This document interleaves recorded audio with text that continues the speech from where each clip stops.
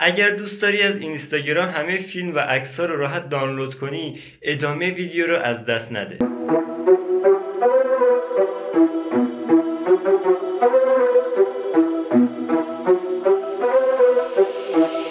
سلام دوستان، امیدوارم که حالتون خوب باشه. اسم این برنامه INS Math Pro هستش که لینک دانلودش تو کانال تلگرامی من قرار داره. برای دانلود ویدیوها یا حالا استوری های یک پیجی روی این ضربین بالا میزنید، اسم پیج رو اینجا سرچ میکنید، حالا پیج خودم انتخاب میکنم، ویدیوها رو بالا میاره.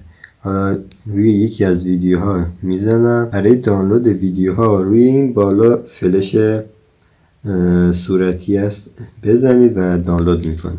برای دانلود اسلایدهای بعدی هم میتونید اینطوری بزنید صفحه بعدی و دانلود کنید. روی این سه نقطه که بزنید اینجا میتونید توی اینستاگرام ببینید، لینکشو کپی کنید.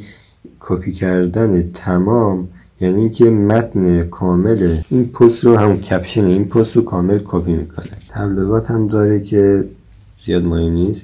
برای دانلود IGTV هم از همین روش اینجا میزنید و وارد IGTV میشید و دانلودش. اینجا میتونید استوریا رو دانلود کنید، تمام استوریا رو اینجا میاره. اینجا هم تگ ها رو میاره، کسایی که شما رو تگ کردن یا اون پست رو اون پیج رو تگ کردن. و برای دانلود هایلایت ها هم اینجا بالا واسهتون میاره. ببینید الان من اینجا واسه من یه دونه اینجاست، میتونید از اونجا دانلودش کنید. اینجا ویدیوها و پستای پیجایی که فالو کردید رو میاره. روی این سه خط رو هم که بزنید اینجا میتونید فایلایی که دانلود کردید رو ببینید. روی دانلود آخرین خبرها همین صفحه هوم پیجتونه، پستای هوم پیجتون رو میاره. داستان ها میتونید استوریا رو ببینید، استوریای تمام پیجایی که فالو کردید و ذخیره شده ها، پستایی که ذخیره کردید، دنبال شوندگان، پیجایی که دنبال کردید رو نشون میده بهتون.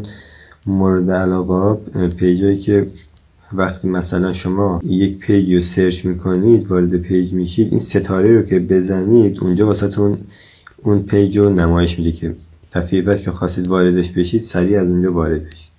حالا من اینجا رو ریفرش میکنم، ببینید اینجا وارد. اینجا تاریخچه ای از دانلودهای شما رو نشون میده. اینجا هم همینطور. اینجا عکس ها رو نشون میده.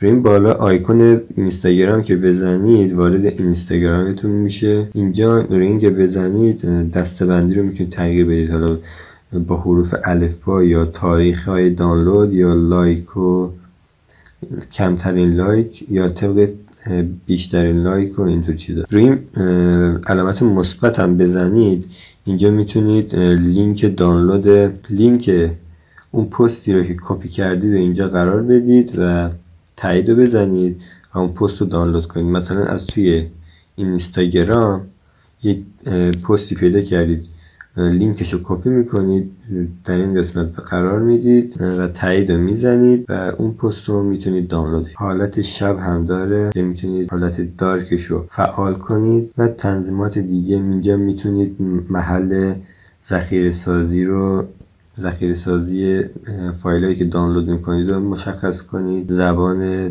برنامه رو تعیین کنید، تنظیمات دیگه که اینجا میتونید ببینید. خروج از سیستم میتونید از پیجی که لاگین شدید داخل این برنامه خارج بشید. روی این آیکون بالا هم که بزنید میتونید دوباره تاریخچه ای از پیجا و ویدیوهایی که دانلود کردید رو ببینید. اینجا هم استوریای شما رو نشون میده و پستای شما رو اینجا نشون. ممنون که این ویدیو رو تا انتها تماشا کردید. لایک و کامنت و سیو و شیر فراموش نشه.